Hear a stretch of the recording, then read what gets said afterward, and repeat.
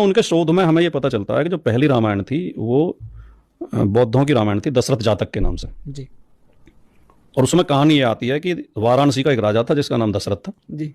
अयोध्या का नहीं, हाँ वाराणसी का। जी और उसके दो बेटे थे, राम और लक्ष्मण, और एक बेटी थी सीता। जी, यानी उसमें बयान बना दिया है।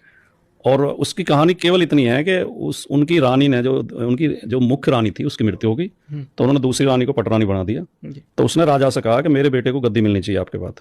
जी तो दशरथ के दिमाग में आया कि ये गद्दी के लिए मेरे बेटे राम को मरवा भी सकती है। जी तो उन्होंने ज्योतिषियों को बुलाया और पूछा कि मेरी आयु कितनी शेष है। उन्होंने कहा आपकी आयु 12 वर्ष शेष है। जी तो उन्होंने राम से कहा कि तुम और लक्ष्मण दोनों हिमालय पर चले जाओ, जी वनवास नहीं, जी हिमालय, जी और 12 साल बाद आके राजगद्दी पे बैठ जाना। जी। तो वो दोनों चले गए हाँ और सीता भी उनके साथ चली गई। जी और दशरथ की मृत्यु 10 साल बाद हो गई। तो फिर उन्होंने जो मंत्री थे उनके, वो उन्हें लेने गए। तो राम ने ये कहा कि मेरे पिता ने मुझे 12 साल के लिए आदेश दिया था, मैं 12 साल बाद ही आऊँगा। जी और वो 12 साल बाद आए और राजा बन गए और वहाँ रहने लगे। जी। यहीं तक कहानी है। उसमें ना रावण है ना हनुमान है।